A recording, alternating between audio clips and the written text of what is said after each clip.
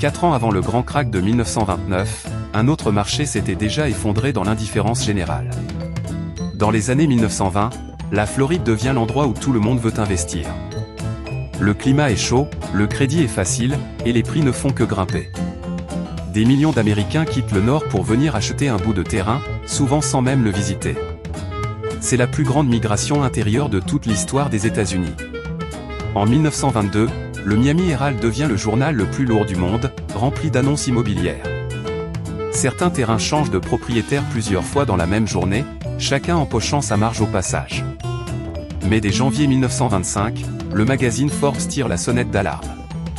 Les prix ne reposent sur rien de réel, juste sur l'espoir de trouver un acheteur encore plus optimiste. En octobre 1925, un embargo ferroviaire bloque l'arrivée des matériaux de construction. En janvier 1926, un navire coule et bloque carrément le port de Miami. Puis un ouragan dévastateur frappe la Floride en 1926, suivi d'un second en 1928. La bulle explose, les prix s'effondrent, des milliers d'investisseurs se retrouvent ruinés.